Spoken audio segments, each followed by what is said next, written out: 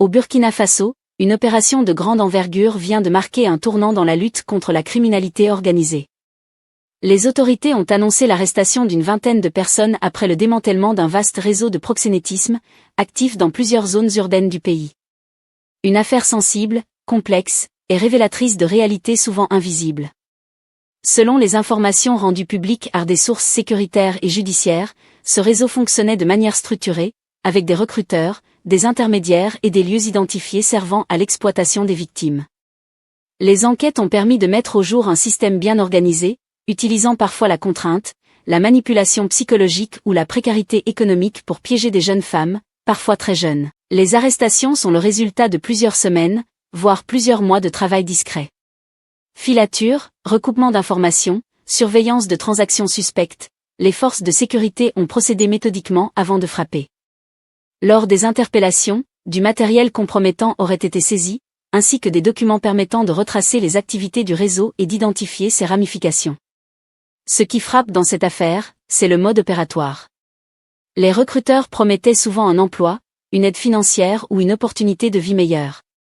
Une fois sous contrôle, les victimes se retrouvaient privées de liberté, contraintes à se prostituer, parfois déplacées d'une ville à une autre pour brouiller les pistes.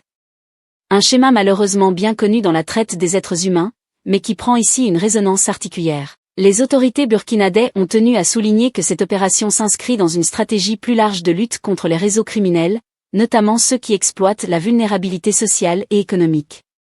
Elles affirment également que des mesures d'accompagnement ont été prévues pour les victimes identifiées, avec un suivi psychologique, médical et social, en collaboration avec des structures spécialisées.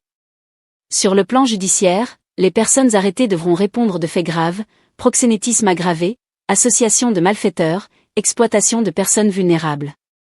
Des infractions passibles de lourdes peines selon la législation en vigueur. Les enquêtes se poursuivent, et d'autres arrestations ne sont pas exclues, notamment si des complicités supplémentaires sont établies. Cette affaire relance aussi un débat de fond. Comment ces réseaux parviennent-ils encore à prospérer malgré les lois et les campagnes de sensibilisation? Quel rôle joue la pauvreté, le chômage et l'absence de perspective dans l'exposition de certaines populations à ce type d'exploitation? Et surtout, que faire pour renforcer la prévention, en amont, afin d'éviter que d'autres jeunes ne tombent dans ces pièges? Dans un contexte sécuritaire déjà tendu, ce coup de filet est présenté comme un signal fort. Un message clair envoyé au réseau criminel, l'impunité n'est plus garantie.